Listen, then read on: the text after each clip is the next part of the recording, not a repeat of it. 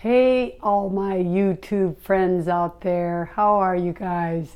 I know it's been too long since I did a video, so I just want to do a short one tonight to let you know that I'm still around and everything's okay. Actually, everything's really good. But I was in Florida doing my level 2 certification in iridology and advanced protocols with Dr. Morse.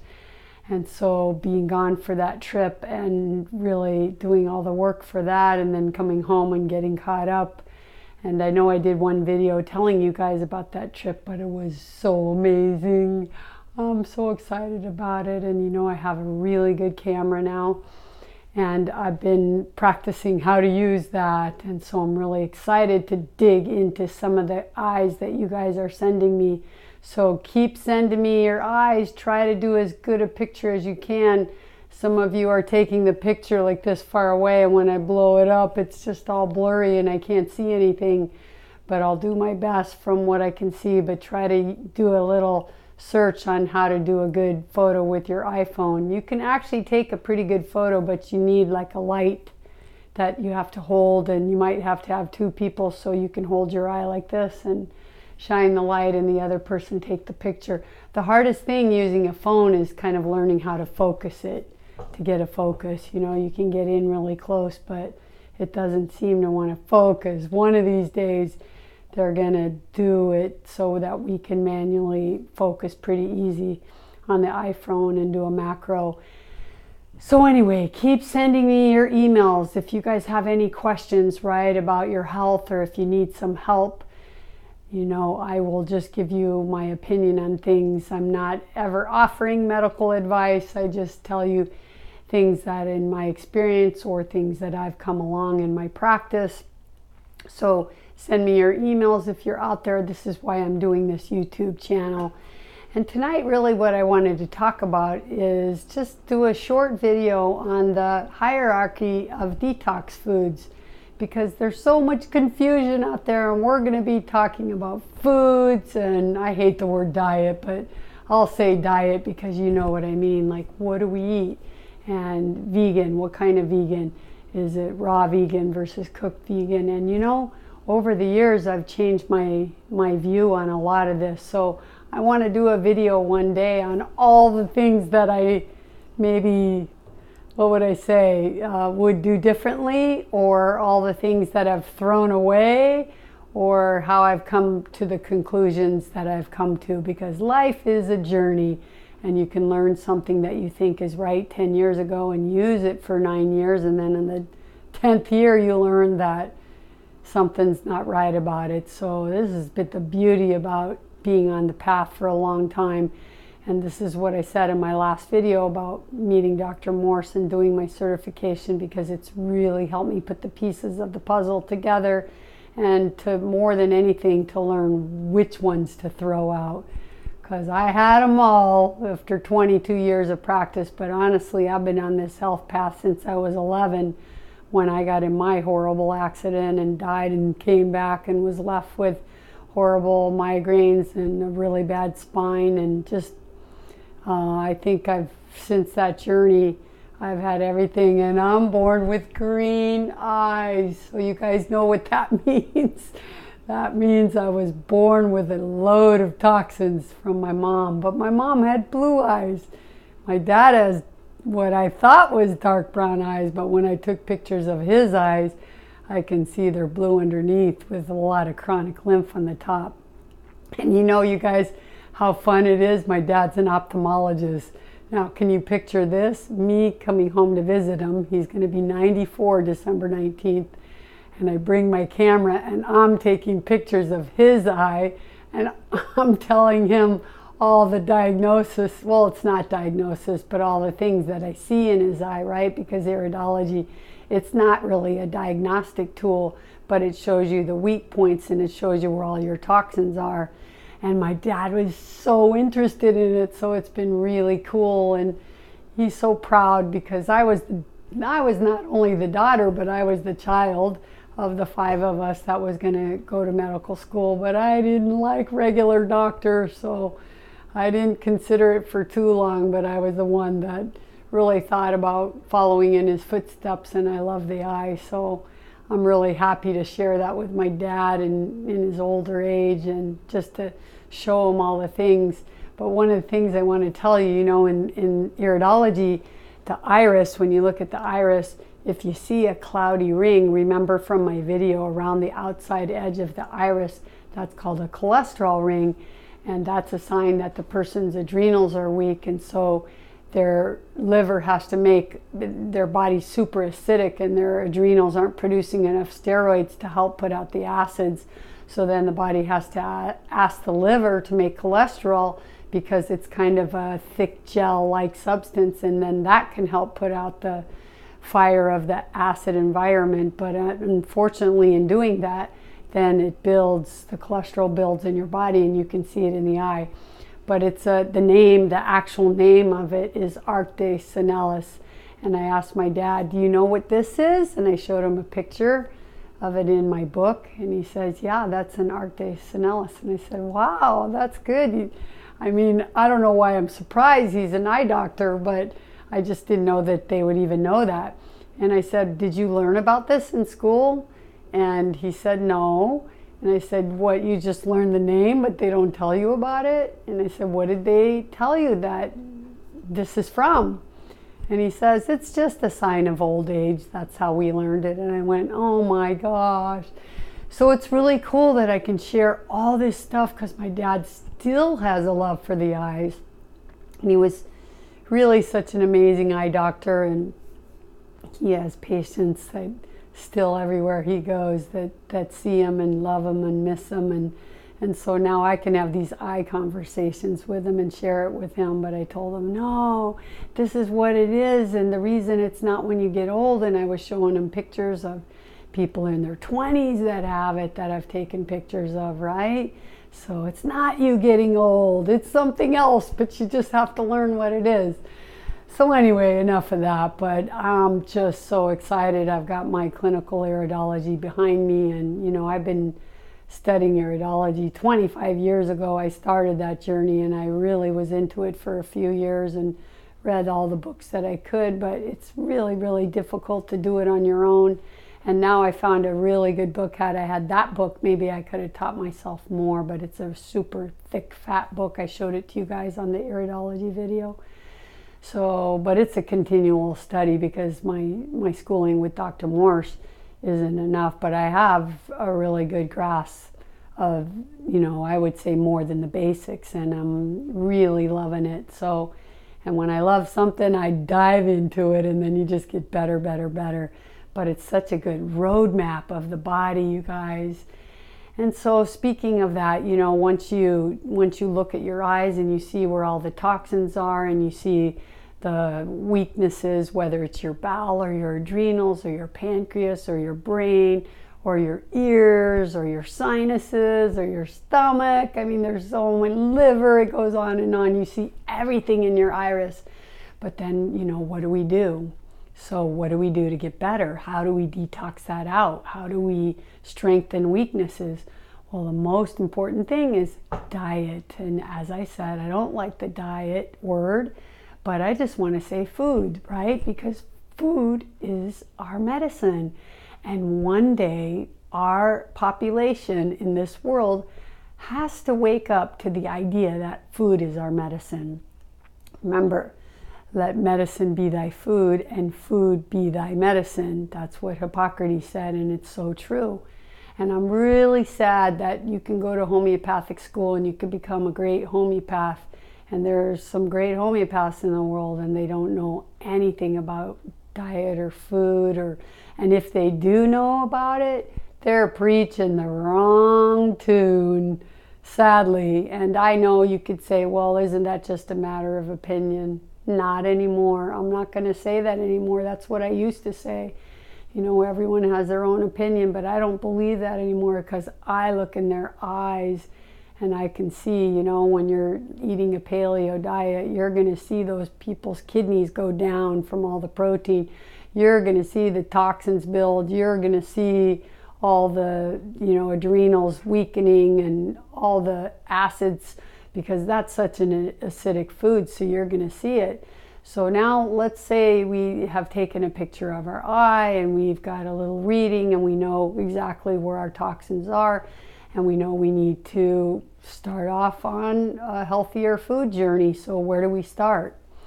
Well, it really depends where you are in your health. So the first thing I want to tell you is if you're sick, if you have a neurological disease, if you have the big C word, we're not really supposed to talk about being able to fix things like the big C word.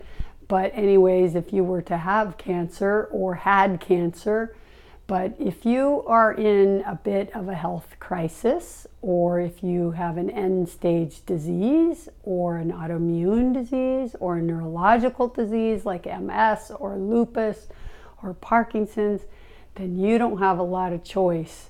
So then you have to start pretty strict and pretty immediately on fruit.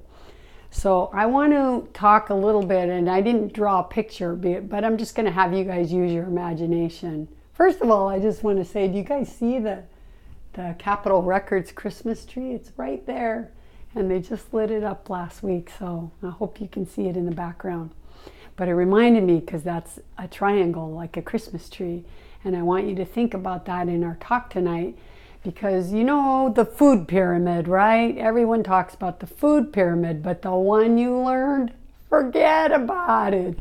Don't even think about it. Don't even go look it up. It's all wrong. And then there's a lot of other ones that people have, made up, and they're all wrong too. So I'm going to give you kind of my own idea about a food pyramid, just because I feel that, you need to understand in a food pyramid, you need to first understand like what's important and why, right? And so, as I said, what's going to come down to really is health, right? So we definitely need to understand a food pyramid in relation to where we are in our health today. If I'm just having a desire to be healthier, I can start much slower. But if I got a cancer diagnosis, or if I have a fast-growing tumor somewhere, or if I have, debilitating migraines, I might be more motivated to do something faster. But in certain conditions like a tumor, then you don't have a lot of options, guys. You just got to go fast.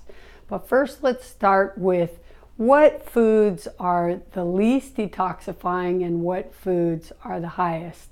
So first of all, I'm going to do a video for you guys on cooked food versus raw food, because for a long time I've been on the vegan journey, whether I've done raw food vegan, I've done high raw vegan, that's mostly what I've done, but I've done 6 months of completely raw.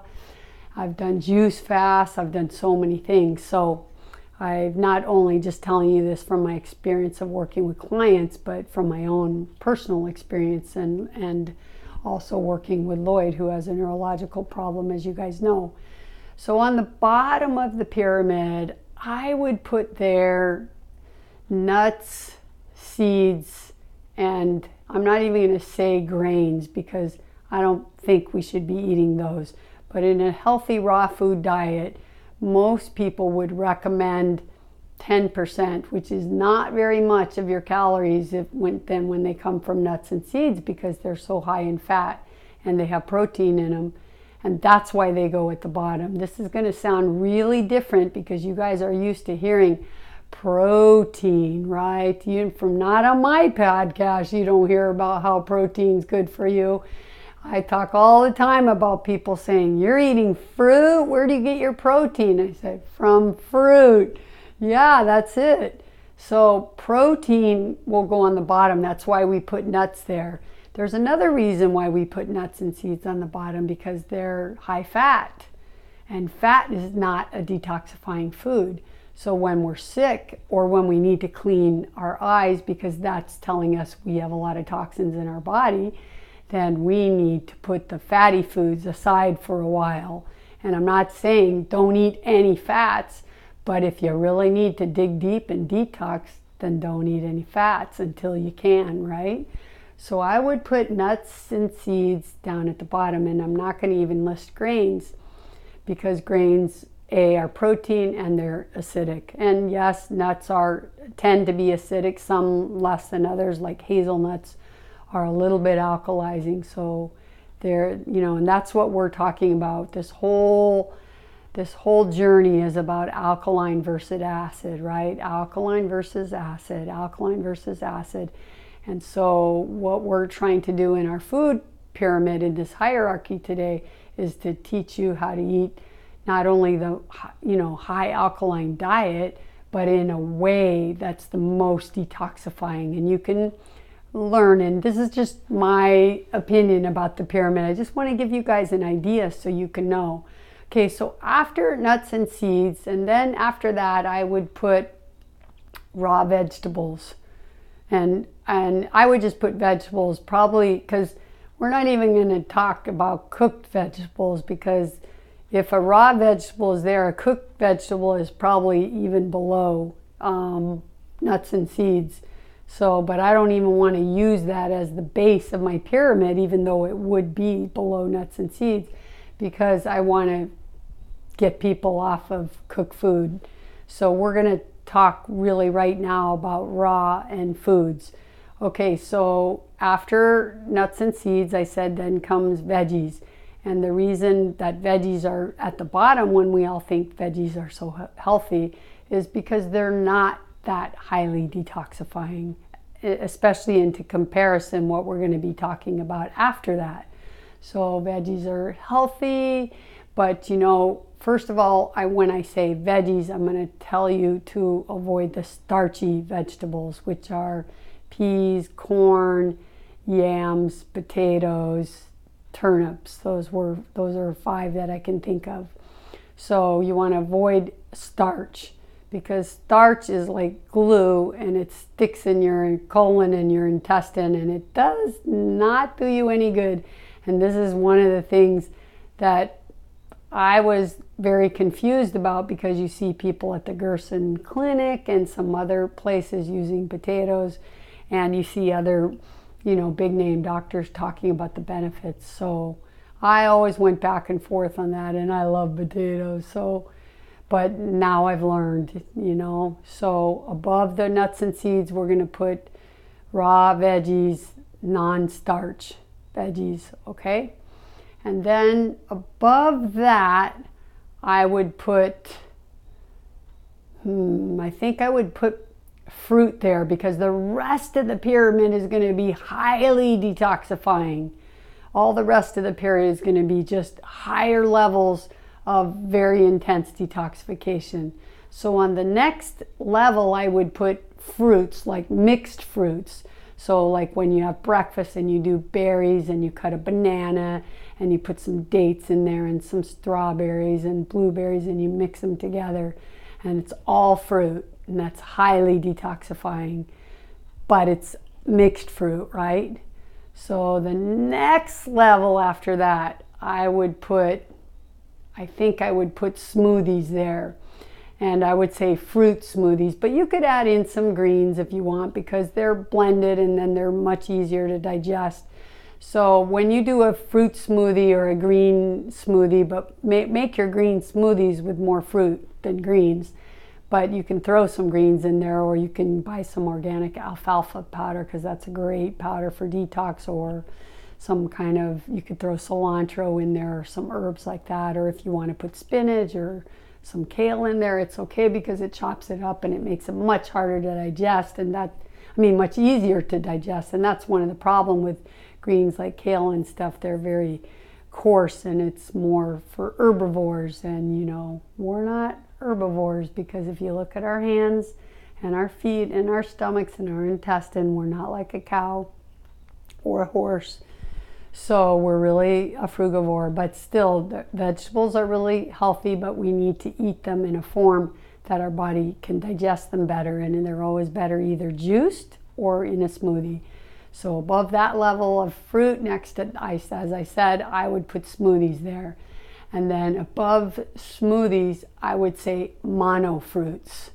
So monofruits means that you get up and you have 4 mangoes for breakfast, or 6 bananas, or all dates, or maybe you eat a half a watermelon. I mean, these aren't in season right now, but whatever's in season. You might just eat a big bowl of strawberries. Sometimes I take out one of those, they're not clamshells, because at the farmer's market, they're those nice compostable little cardboard things that they put their berries in. Sometimes I just bring that out of the fridge and that's my breakfast, or I might take 2 of those and that's my lunch, or I might just drink a whole liter of orange juice. But when you do one fruit and you don't mix it and you just do one fruit, could be 3 grapefruits, whatever it is, but that's what we mean when we say monofruit. So monofruit is more detoxifying than mixed fruit. Why do you think that is? Well, it's really easy because, when we mix fruit, we have some fruits that have different things, and some fruits have more fiber, and some fruits have more sugars, and so digestion has to work a little harder. But when you have monofruit, it just works faster and easier. All fruit is pretty easy to digest. Smoothies are easy to digest because blending them has pre-digested them, right? But monofruit is really great, and it really just keeps everything simple in your body, right? There's no worry about combining, and you can do that same fruit all day. You could do that same fruit for 7 days or 10 days. I told you Lloyd and I did 11 days of the grape diet, right? And we wanted to do 20, and we're going to do it again.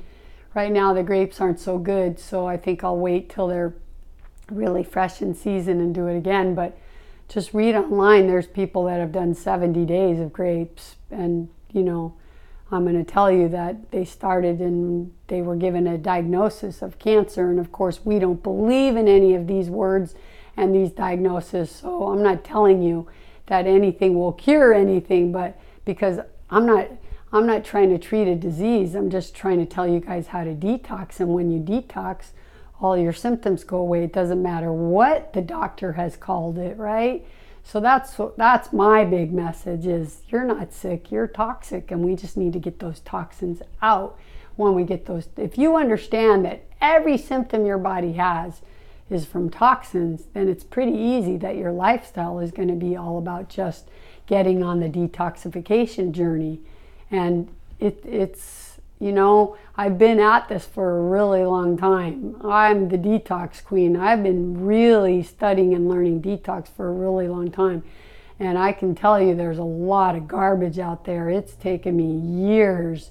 I would say it's taken me 15 years just to sort through all the crap out there and just to pull out the nice little gems of what felt right and what sounded right and what was working. And that's how I stumbled across Dr. Morse 13 years ago, because I bought his book when I was sick and I wanted to detox it myself from the pesticides on the golf course, and he was the only person. And I didn't know that he did YouTube videos. Geez, if I'd only seen that.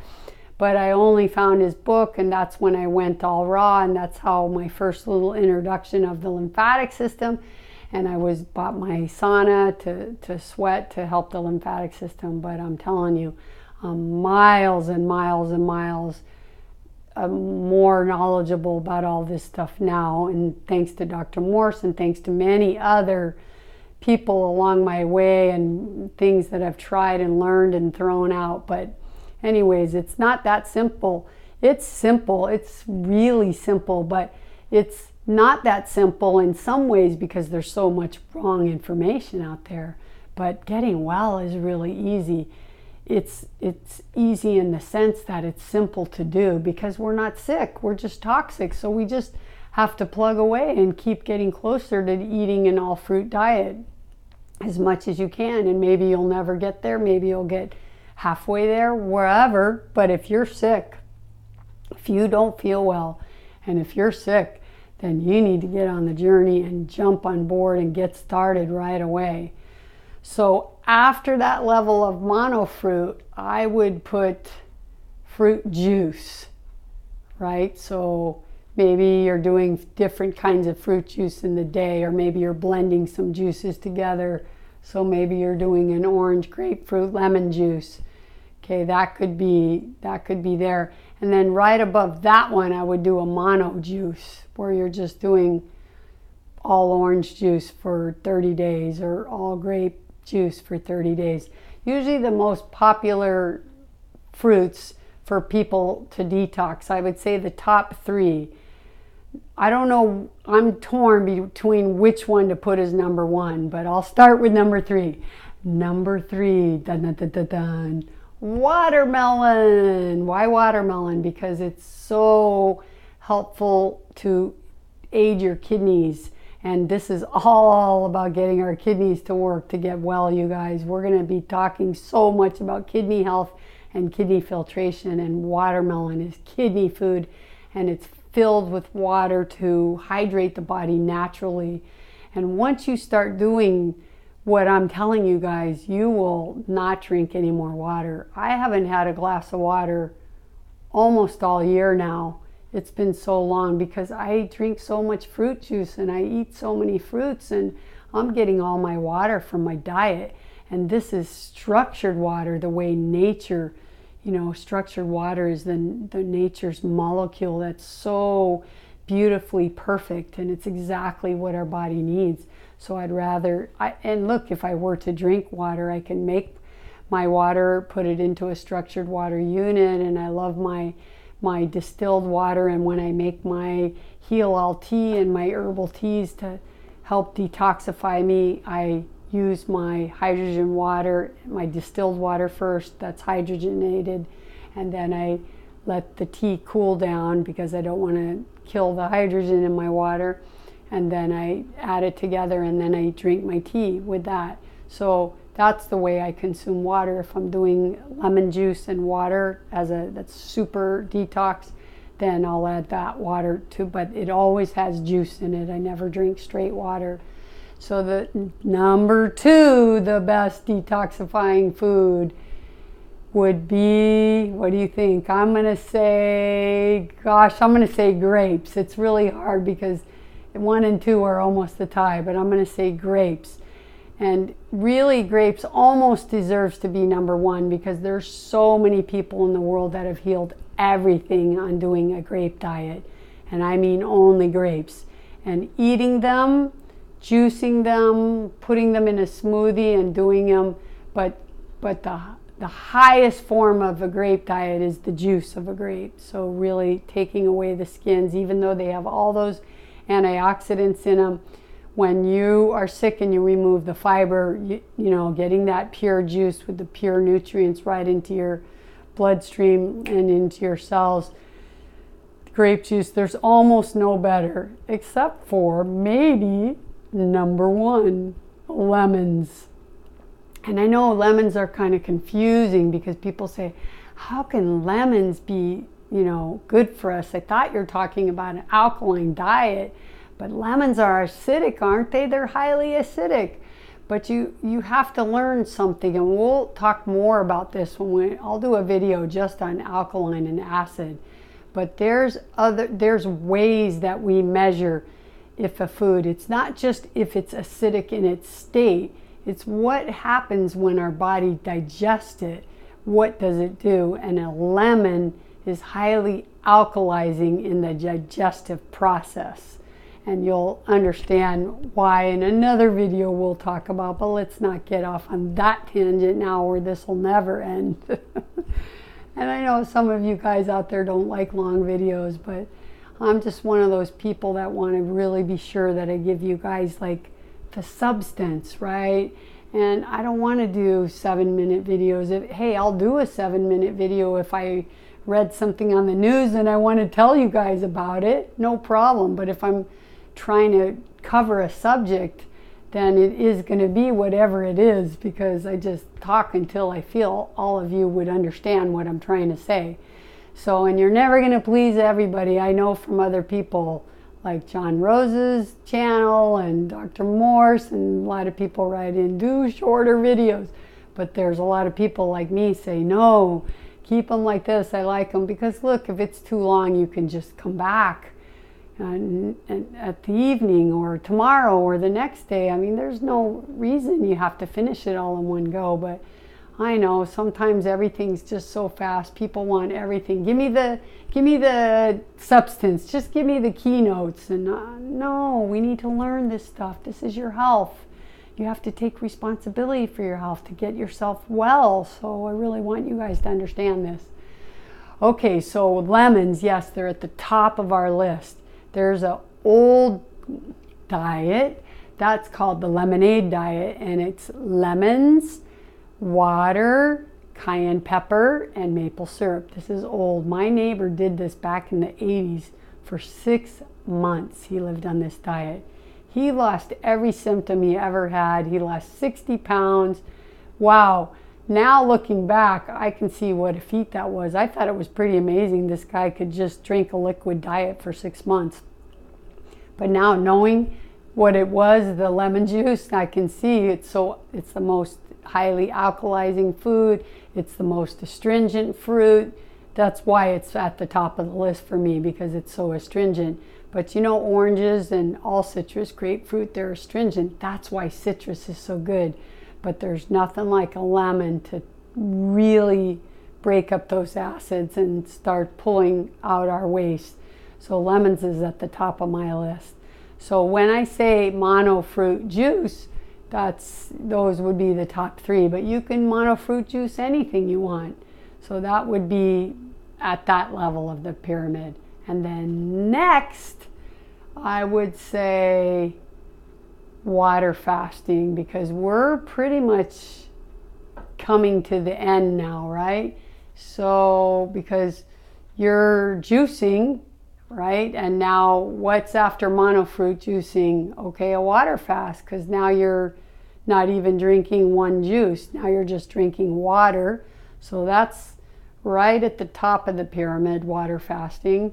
And that just gives your body a total break on any digestion, and you're just putting in clean, distilled, pure water. And it's not like you need to drink, just drink when you're thirsty. But a water fast, you need to rest, and after you could do 3-4 days on your own, but after that you need to probably have someone either monitor you or be with you, and you shouldn't be working because you need to really rest in these kind of detoxes.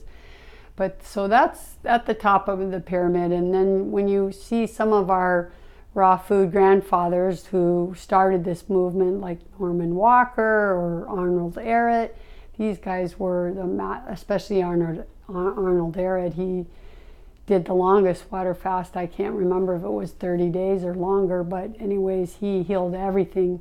And I remember him talking about how it started healing on day 23 or something, so he had to get pretty far into it, but then he was better, and he was his own patient because he tried everything on himself. But anyway, water fasting is a really important way, and I know in Europe they have fasting clinics, and we have one here in Northern California that's called True North, where they put people on water fast for 20, 30, 40 days, sometimes more, but it's all supervised.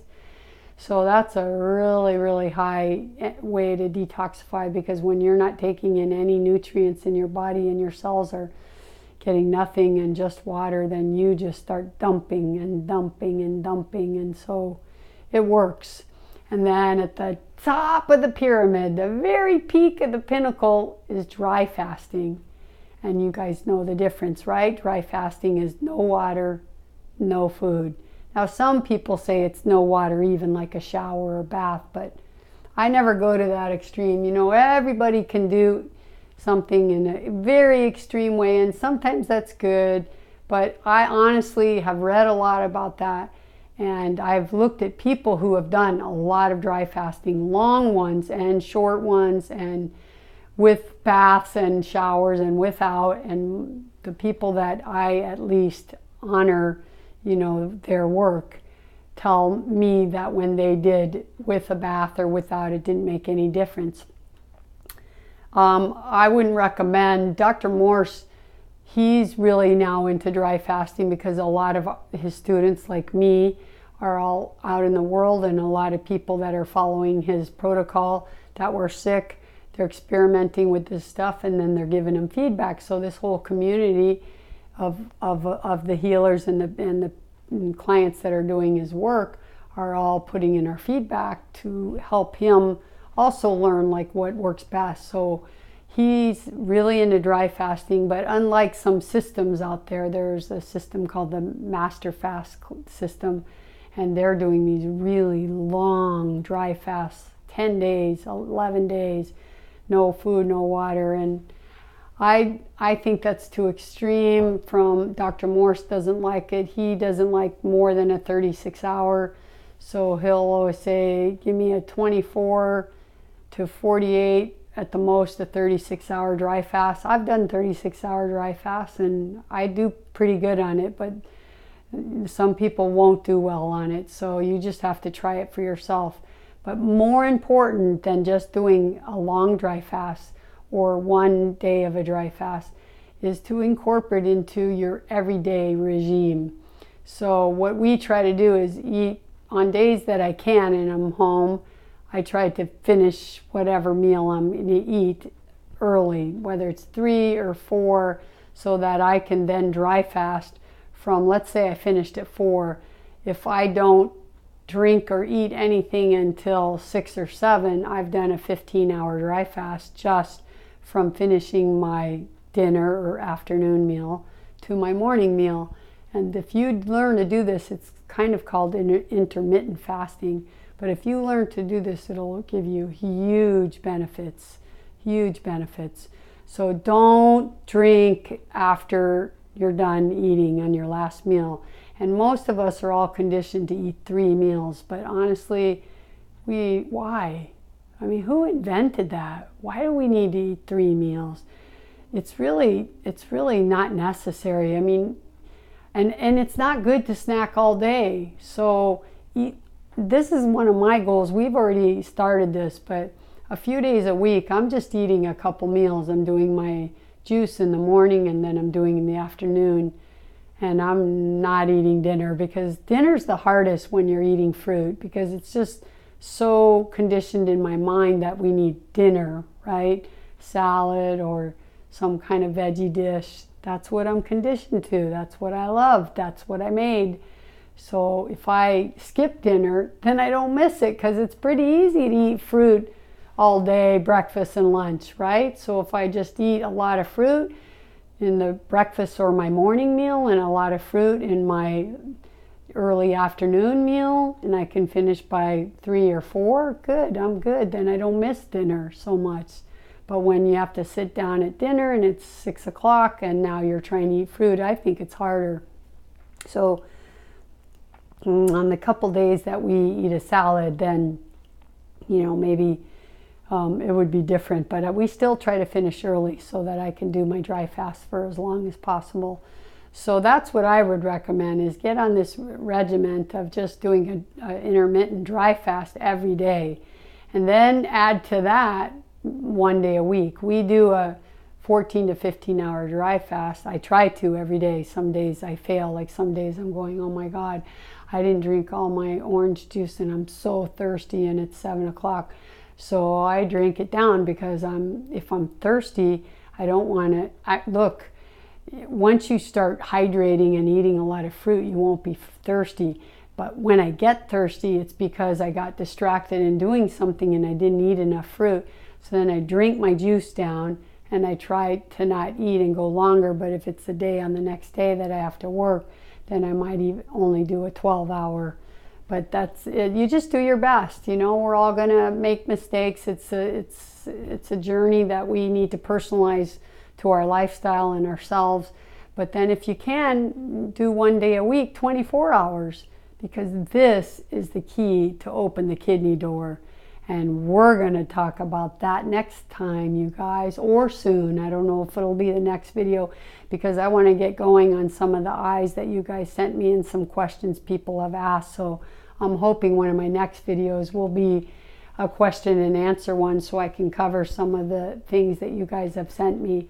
But we need to learn and talk a lot about kidney filtration, because you got to be careful in detox, because when you're detoxing and you don't have that kidney door open, there is nowhere for those acids to go out, because our lymphatic system drains right into the kidneys, and if they're blocked, you're in trouble. So dry fasting is at the pinnacle of my hierarchy of food pyramid for the reason that it forces the kidneys to use the water in the body, which is the lymphatic fluid, for what it needs, and that's what it dumps out. So this is why dry fasting is so fantastic. So you guys, how does that sound? I don't even know if I could repeat all that, but let's try. So the bottom was nuts and seeds and fats. And then after that, it was raw veggies, because remember, veggies aren't that detoxifying. Although they have very high nutrition level, they're not detoxifying. Then it would be mixed fruits, and then then smoothies, then mono fruits, and then juices, like mixed juices, and then mono juices. And then at the very top of that is water fasting, and then dry fasting. How's that? I got it. Cool. All right, you guys, so that's it. I hope you learned something, and you pick where do you want to start? Where would you like to start? Do you want to start on just eating a lot of salads? That's okay. Even though it's down here, that's okay. It's still highly nutritive and it's still raw. You're still going to do some cleansing. It's just on the lower part of the scale. But everybody can start with a fruit breakfast. Everybody. You should be eating fruit for breakfast no matter where you're at in your journey. And then start adding fruit for lunch. And then juice by yourself. You know, there's a great citrus juicer. It's made by Breville. It's $200, but man, I'll tell you, that thing, I have gotten my $200 out of that in the first month. We buy 50 pounds of oranges every week at the farmer's market, and last week I was finished and out of them by Thursday. Yep, we juice 50 pounds of oranges, and we were out by Thursday. So many times we're juicing 60 or 70 pounds. So juice, it's easy. Citrus juices are easy. It's not like the other kind of juices that take all this time to clean up. So Christmas is here. Ask for a Breville citrus juicer. They make two. One's $129 or $49 because it has a plastic top that you put your food on. But I don't like plastic, so I got the one with a nice stainless, or it's all stainless and it has a steel or some healthier version of the place where you place your fruit. But ask for that for Christmas and start doing orange juice or lemons, and put lemon in everything. If you live in a cold climate, just heat up some good clean water and squeeze 2 lemons in it. If you need it sweetened, then put a little date syrup in it, or if you have to put a little, maple syrup, whatever it is, coconut sugar. I mean, that's the fruit. So eat more fruit, you guys. Start. Let's start, all right? Wherever you are, let's go on our journey together. You can come along. You just start wherever you need to. I'm here. All right, you guys.